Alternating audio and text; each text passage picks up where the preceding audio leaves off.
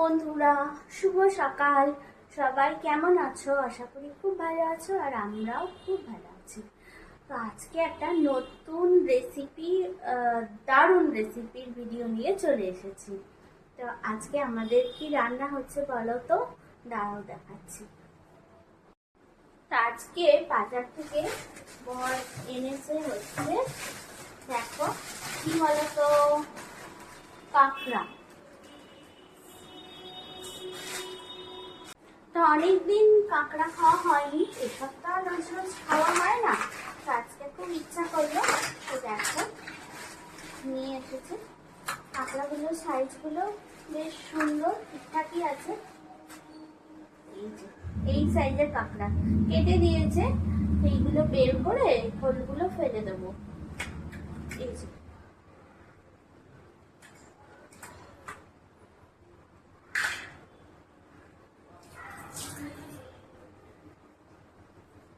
তোমরা কে কে কাঁকড়া খেতে ভালোবাসো অবশ্যই কমেন্ট করে জানিও। তো আমাদের এখানে না দোকান থেকে কাঁকড়া একদম বললে কেটে এরকম সুন্দর পিস করে দেয়। চাইলে এটাও দু টুকরোও করা যেতে পারে, কিন্তু এরকমই ভালো লাগে, নাহলে অনেক কিছু বেরিয়ে যায়। তো এইগুলো রেখে দিয়েছে, তো এইগুলো এখন পরিষ্কার করে নেব। তারপর এই রান্নাটা কিভাবে করছি সেটা তোমাদের সঙ্গে শেয়ার করবো। চলো এখন এটা ভালো করে পরিষ্কার করে নিই। খেতে বন্ধ করে দাও। যা ধুয়ে না বুঝতে পারি।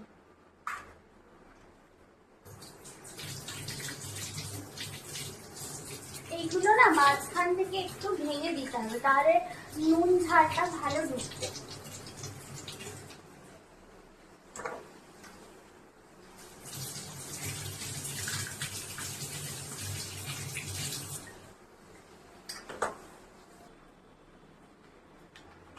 চামচে করে এগুলো বের করে নেব।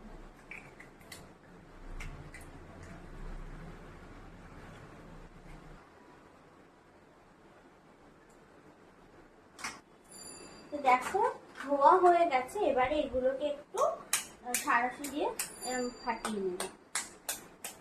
এরকম ফাটিয়ে নিলে কি হবে, নুনটা ভালো ঢুকবে, নুন ঝালটা। শুধু এই দাঁড়াগুলোকেই ফাটিয়ে নেব।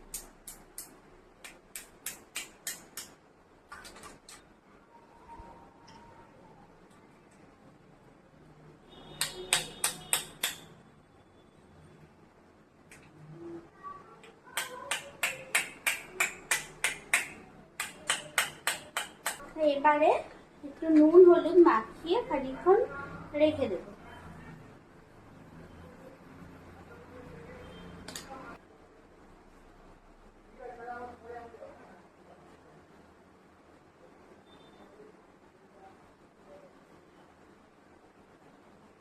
হলুদ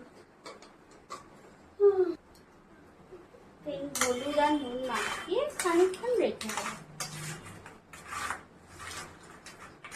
রান্নাটা এবার শুরু করব।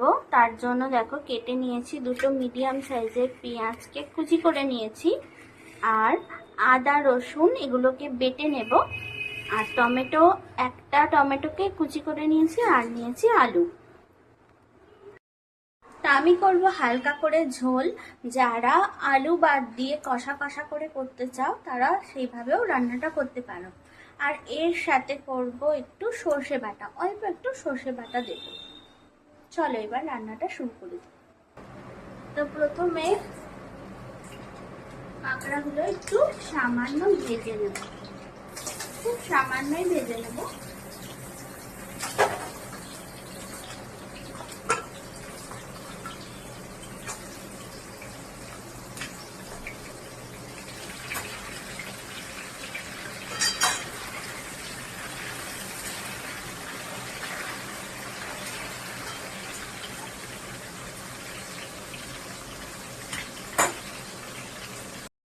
এগুলো ভাজা হয়ে গেছে, আর বেশি ভাজবো না, ওই 2 মিনিট মতো ভেজেছি।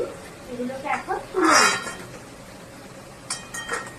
অনেকে একটুখানি জল দিয়ে ফুটিয়েও নেয়। এই যে দেখো ভাজা হয়ে গেছে কাঁকড়াগুলো।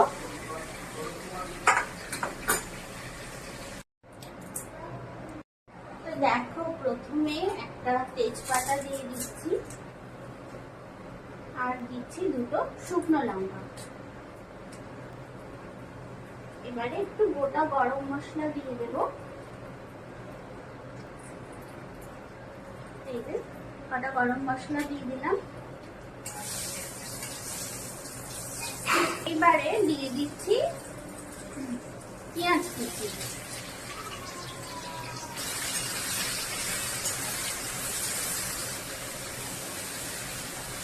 পেঁয়াজটা হালকা ভাজা ভাজা হয়ে এসেছে, আর ভাজবো না। এবারে দিয়ে দেব আদা রসুন বাটা। আমি এটা নেড়ে চেড়ে নিয়ে তারপর দিয়ে দেব টমেটো কুচিটা। এটা মোটামুটি ভাজা ভাজা হয়ে গেছে। এইবারে আলুগুলো দিয়ে দিচ্ছি, নুন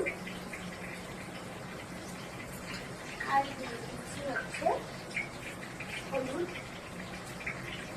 যেহেতু আগে দুটো শুকনো লঙ্কা দিয়েছি, 1 চামচ মতোই লঙ্কা গুঁড়ো দিলাম। আর রং হবার জন্য দিচ্ছি একটু কাশ্মীরি লঙ্কা গুঁড়ো।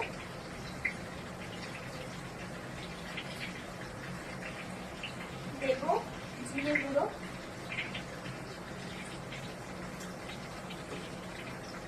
আর দেবো একটু ধনে গুঁড়ো। গরম মশলাটা পরে দেবো। সবকিছু দিয়ে একটু নেড়ে চেড়ে নিচ্ছি। এইবারে দিয়ে দেব একটু সর্ষের গুঁড়ো। সর্ষের গুঁড়ো যদি মানে বেটে দিতে পারো তো খুবই ভালো, কিন্তু আমি একটু সর্ষের পাউডার যেগুলো দোকান থেকে কিনতে পাওয়া যায় একটু ভিজিয়ে রেখেছিলাম 1 চামচ মতো, সেটাই দিয়ে দিলাম।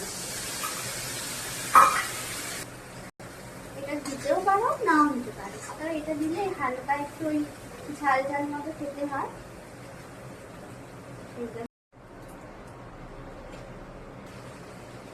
কাঁকড়াগুলো এবার দিয়ে দিচ্ছি।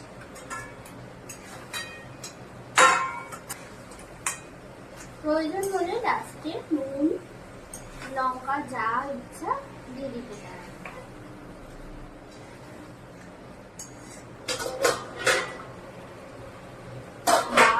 দারুণ দেখতে হয়েছে কিন্তু, তাই না বলো?